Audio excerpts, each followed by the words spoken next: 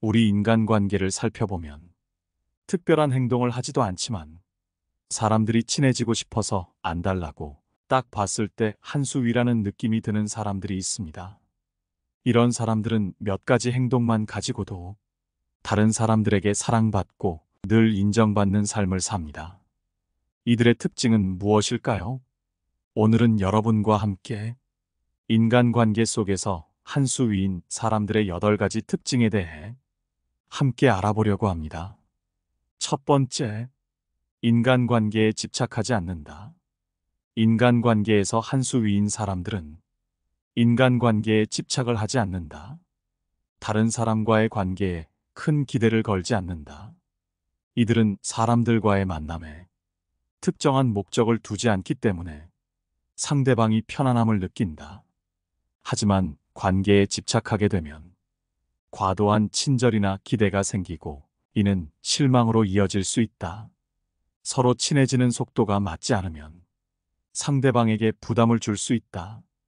외로움을 느끼거나 특정한 목적을 위해 인간관계를 맺으려는 사람들은 쉽게 집착하게 된다. 그러나 과한 집착은 결국 좋은 결과를 낳지 않는다. 인간관계 한 수 위인 사람들은 그저 상대방과 자주 만나고 함께 웃으며 이야기하는 작은 시간이 쌓여 자연스럽고 편안한 관계를 만든다. 우리는 인간관계를 맺을 때 자연스러움을 유지하는 것이 중요하다. 너무 급하게 다가가면 상대방에게 부담을 줄 수 있다. 천천히 시간을 두고 서로를 알아가는 것이 더 좋은 관계를 만드는 방법이다. 또한 상대방에게 기대를 너무 크게 가지면 실망할 가능성이 높다. 기대를 낮추고 상대방을 그대로 받아들이는 것이 중요하다. 인간관계는 상호 이해와 존중을 바탕으로 해야 한다. 상대방의 속도에 맞추고 자연스럽게 친해지는 과정을 즐겨라. 우리의 목표는 상대방과 편안하고 즐거운 시간을 보내는 것이어야지. 인간관계에 매달리는 힘든 시간을 보내는 것이 아니다. 두 번째, 침묵을 어색해하지 않는다. 침묵이 불편하여 아무 말이나 내뱉는 것은 자신의 내면의 불안정함을 드러내는 행위이다. 이는 어찌 보면 인간의 약점 중 하나로 볼 수 있다. 사람들은 종종 침묵을 견디지 못하고 그 공백을 채우기 위해 굳이 필요하지도 않음에도 필요 이상의 말을 하곤 한다. 이는 상대방에게 불편함을 주는 것이며 때로는 자신의 위치를 낮추는 결과를 초래한다. 그러나 침묵을 불편해하지 않는 것, 즉 침묵을 자연스럽게 받아들이는 태도는 상호 간의 존중과 이해를 바탕으로 한다. 침묵은 나 혼자만의 책임이 아니라 그 자리에 있는 모든 이들의 책임이다. 이를 인식하고 침묵을 편안하게 받아들이면 상대방도 자연스럽게 이야기를 시작하게 된다. 이러한 태도는 상대방과의 관계에서 한 단계 위에 서고자 하는 욕구에서 비롯된다. 나는 말하고 싶을 때 말할 것이고 너도 말하고 싶을 때 말하라는 태도는 갑을 관계를 넘어서는 상호 존중의 인간관계를 형성하는 데 도움이 된다. 하지만 이 태도가 무례하게 비춰질 수 있으므로 의미 없는 말은 하지 않되 은근한 미소를 띠는 것이 중요하다. 이와 같이 침묵이 어색해서 아무 말이나 하려는 의무감에서 벗어나고 상대방에게도 같은 의무가 있음을 인식할 때 우리는 진정한 의사소통의 가치를 이해하게 된다. 침묵 속에서도 편안함을 느끼고 상대방과의 관계에서 자연스러움을 유지할 수 있다. 우리는 침묵을 두려워하지 않고 그 속에서도 의미 있는 관계를 구축할 수 있음을 알아야 한다. 침묵이 주는 편안함과 자유로움을 받아들이고 그 속에서 자신과 상대방을 더 깊이 이해하는 기회로 삼아야 한다. 이는 인간관계에서의 성숙함을 나타내며 진정으로 의미 있는 소통을 가능하게 한다. 세 번째, 상대방을 잘 수용해준다. 좋은 인간관계를 유지하려면 다른 사람의 실수를 너그럽게 받아들이는 것이 중요하다. 그들은 실수를 비난하거나 화를 내지 않고 그럴 수도 있지라고 생각하며 상황을 이해한다. 작은 실수는 가볍게 넘기고 오히려 그 상황을 어떻게 해결할지 함께 고민한다. 이러한 태도는 상대방에게 위로가 되고 실수한 것을 도와준 것에 고마움을 느끼며 더 나은 행동을 하려고 노력한다. 결국 이런 이해와 신뢰가 쌓여 좋은 인간관계로 이어진다. 네 번째, 대답을 빠르게 하지 않는다.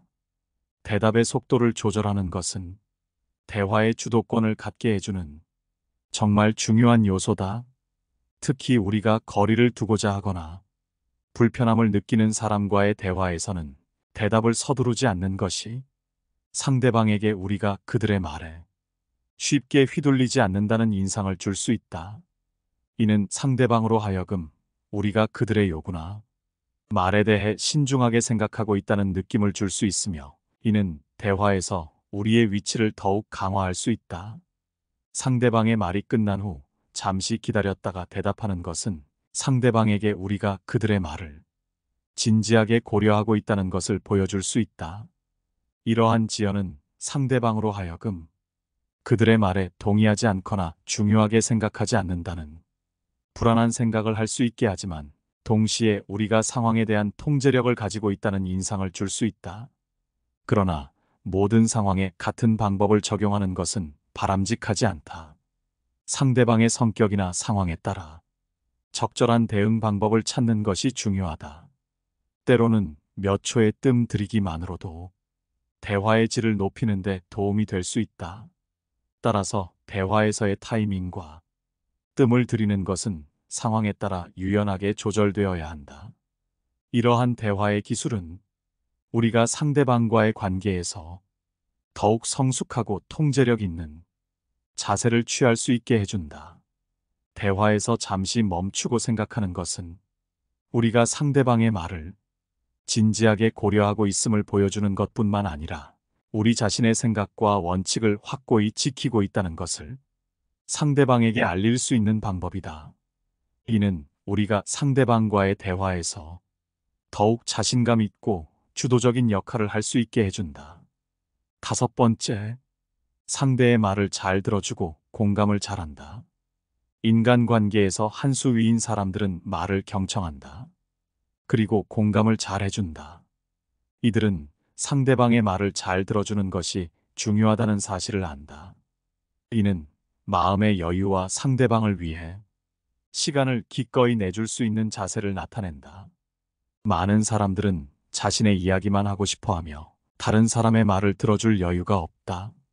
상대방이 고민을 이야기할 때 말이 끝나기도 전에 가르치려 하거나 조언을 늘어놓기 일쑤다. 이런 태도는 상대방에게 부담을 주기 마련이다. 하지만 좋은 인간관계를 유지하는 사람들은 상대방의 말을 끝까지 들어주며 조언이 필요할 때만 자신의 의견을 조심스럽게 말한다.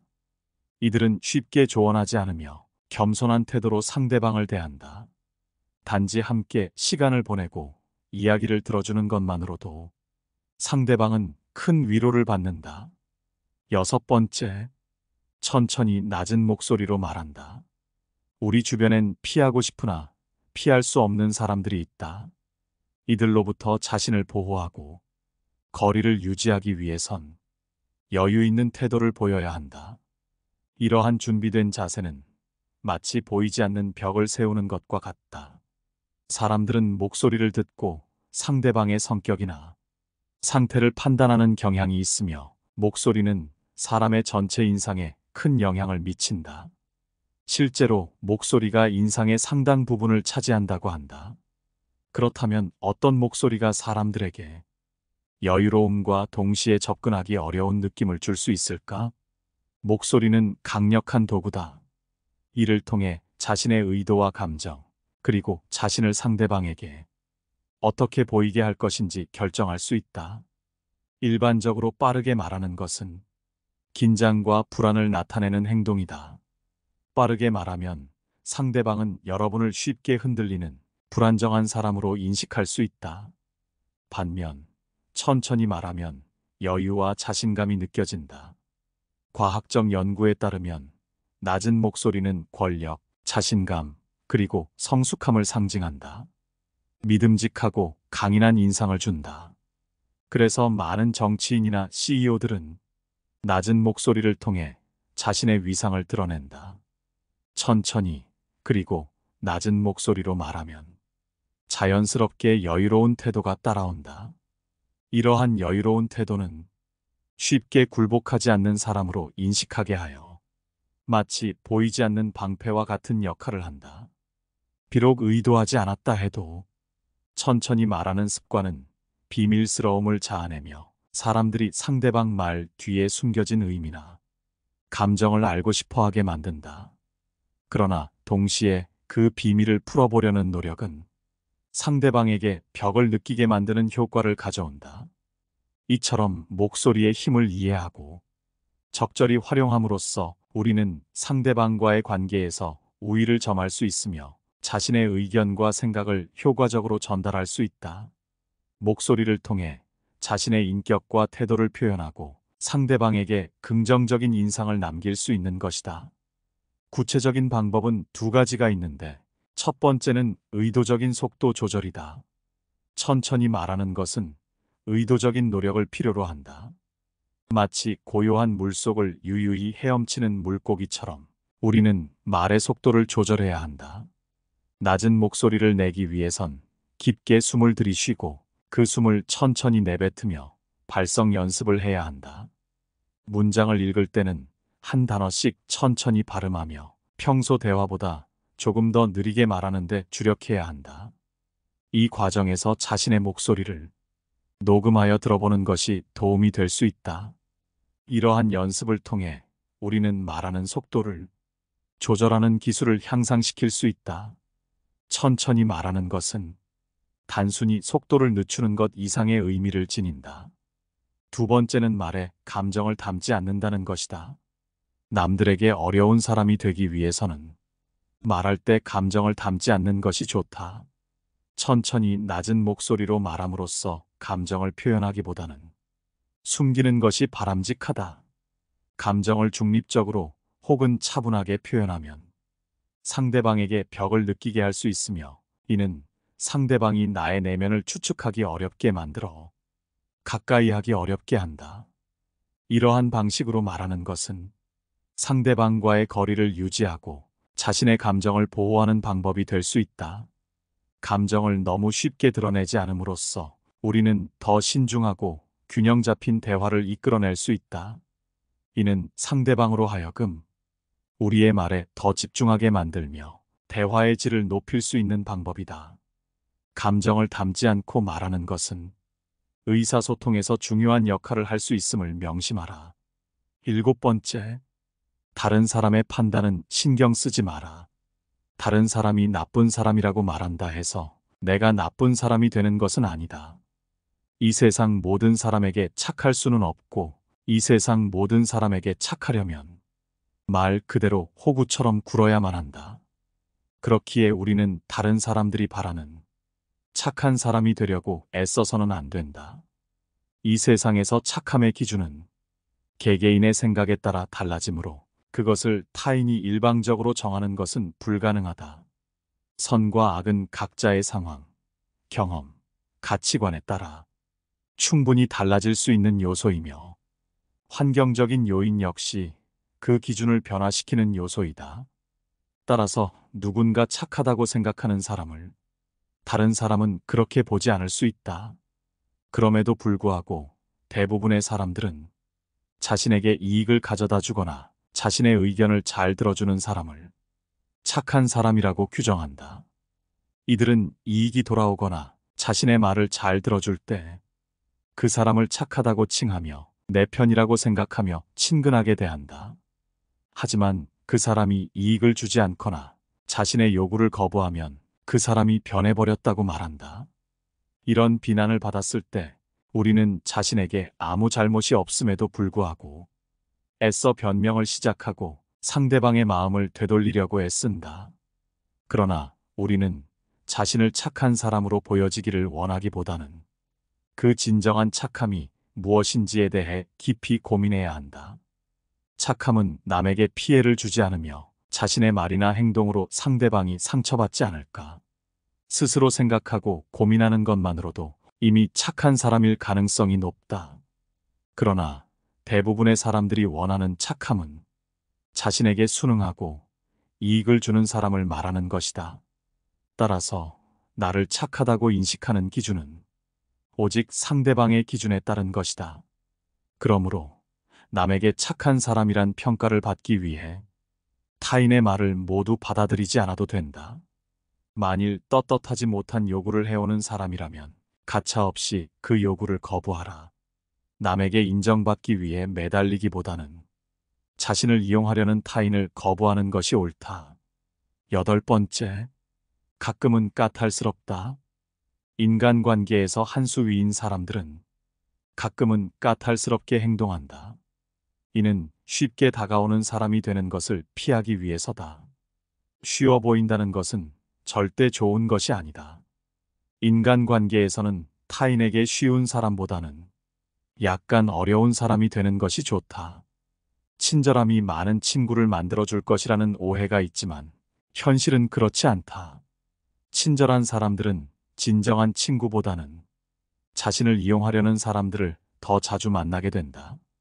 자신을 무례하게 대하는 사람에게 말하지 못하는 사람들은 결국 우울증, 불면증, 고립감에 시달리게 된다.